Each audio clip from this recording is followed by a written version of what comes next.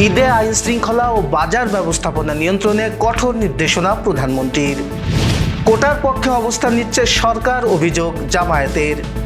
কাতারে প্রবাসী বাংলাদেশিদের ঈদের নামাজ নিকটস্থ মসজিদে আদায়ের আহ্বান। শেষ সপ্তাহে মাগুরায় জমজমাট ঈদ বাজার।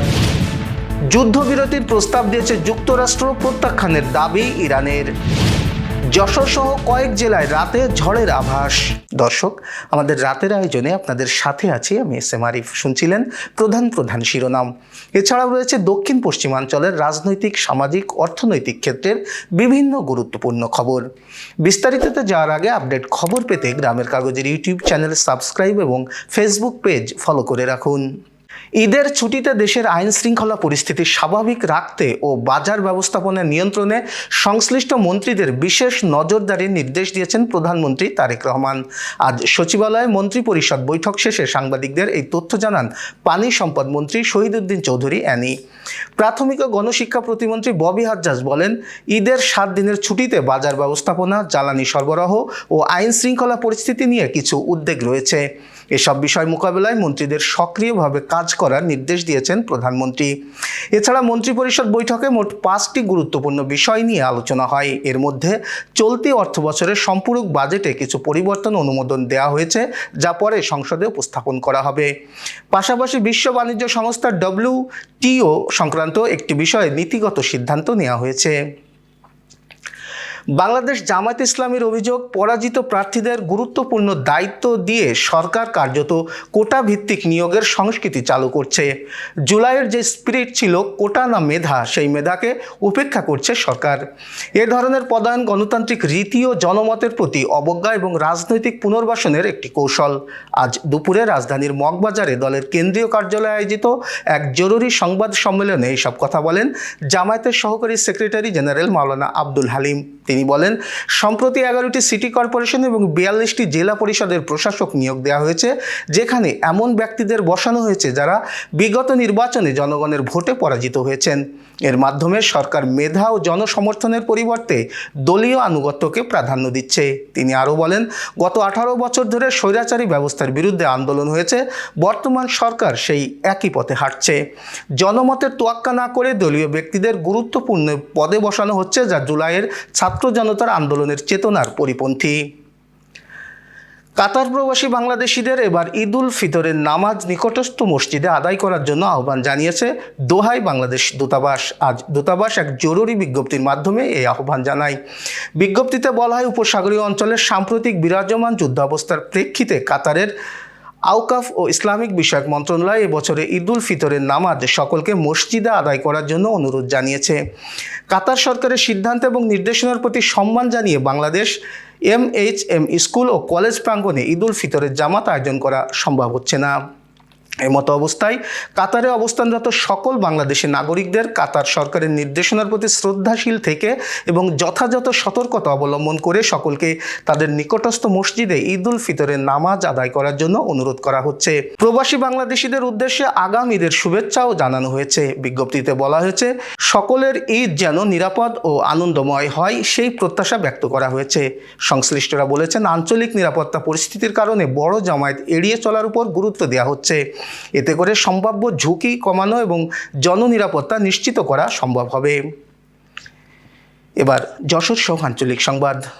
যশোরের ডক্টরস অ্যাসোসিয়েশন অব বাংলাদেশ ড্যাব যশোর শাখার উদ্যোগে ইফতার ও দোয়া মাহফিল অনুষ্ঠিত হয়েছে।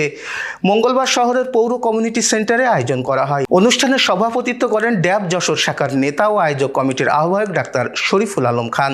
প্রধান বক্তা হিসেবে উপস্থিত ছিলেন সংগঠনের কেন্দ্রীয় কমিটির সভাপতি অধ্যাপক ডাক্তার হারুন আল রশিদ।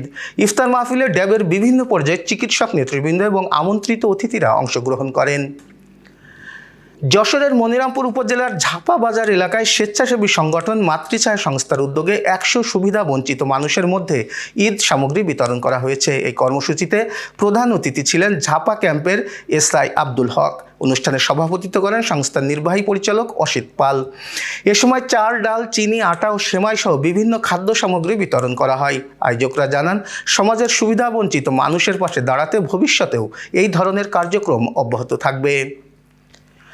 মাগুরা শহরের বেবি প্লাজা, নূরজাহান মার্কেট, জেলা পরিষদ সুপার মার্কেট, সমবায় মার্কেটে পোশাকের দোকানগুলোতে রমজানের শেষ সপ্তাহে উপচে পড়া ভিড়। সকল বয়সী মানুষ ভিড় করছেন কেনাকাটায়। বছরের অন্যান্য সময়ের তুলনায় পবিত্র রমজানের দিনগুলোতেই মাগুরা বাজারগুলোতে আলাদা প্রাণ ফিরে পায়। বিকেলের পর থেকেই বাজারগুলো বাড়ছে ক্রেতা ভিড়। রঙিন পোশাক, শাড়ি, থ্রি পিস, পাঞ্জাবি, জিন্সের প্যান্ট, টি শার্ট ও শিশুদের নানা ডিজাইনের পোশাকে সাজানো দোকানগুলো ক্রেতাদের হাতছানি দেয়। ইফতারের পরপরই পরিবার, বন্ধু কিংবা সহকর্মীদের সঙ্গে কেনাকাটায় বের হন অনেকেই। প্রতিনিধি লিটন ঘোষ জানিয়েছেন, এবার তরুণীদের পছন্দের তালিকার শীর্ষে সারারা গারারা থ্রি পিস। অন্যদিকে জনপ্রিয় হয়ে উঠছে ব্যাগি প্যান্ট ও টি শার্ট।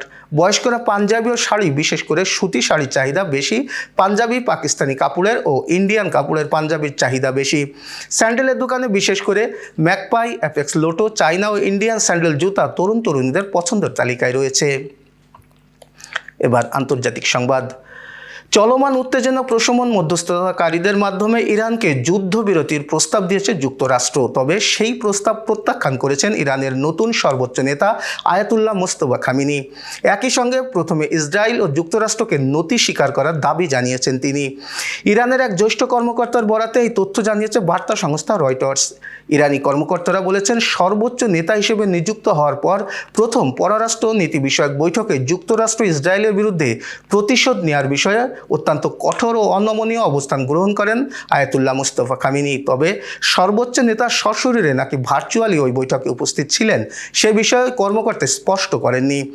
নাম প্রকাশে অনিচ্ছুক ওই কর্মকর্তা আরও বলেন, দুটি মধ্যস্থতাকারী দেশ ইরানের পররাষ্ট্র মন্ত্রণালয়ের কাছে যুক্তরাষ্ট্রের সঙ্গে উত্তেজনা কমানো বা যুদ্ধবিরতির প্রস্তাব দিয়েছিল। তবে সেই প্রস্তাব কী ছিল বা মধ্যস্থতাকারী দেশগুলোর নাম উল্লেখ করেননি তিনি। ওই প্রস্তাবের জবাবে ইরানের সর্বোচ্চ নেতা বলেন, যতক্ষণ না যুক্তরাষ্ট্র এবং ইসরায়েল নতি স্বীকার করে পরাজয় মেনে নিচ্ছে এবং ক্ষতিপূরণ দিচ্ছে, ততক্ষণ শান্তির জন্য এটি সঠিক সময় নয়। Renaissance hospital and diagnostic centre. রেনেসাতেই মিলছে কম খরচে উন্নত সেবা। তাই নিশ্চিন্তে আমাদের সেবা নিন, সুস্থ থাকুন। Renaissance hospital and diagnostic centre, সদর হাসপাতাল মোড়, দরাটানা, যশোর। দর্শক, শেষ করব আবহাওয়ার সংবাদ দিয়ে।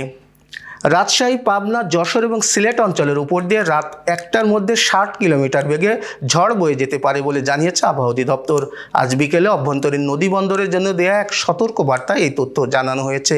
এতে বলা হয়, বিকেল 3টা থেকে রাত 1টার মধ্যে রাজশাহী, পাবনা, যশোর এবং সিলেট অঞ্চলের উপর দিয়ে পশ্চিম ও উত্তর পশ্চিম দিক থেকে ঘন্টায় 45 থেকে 60 কিলোমিটার বেগে অস্থায়ী দমকা ও ঝোড়ো হাওয়া সহ বৃষ্টি অথবা বজ্রসহ বৃষ্টি হতে পারে। এসব এলাকার নদী বন্দরকে 1 নম্বর সতর্ক সংকেত দেখাতে বলা হয়েছে।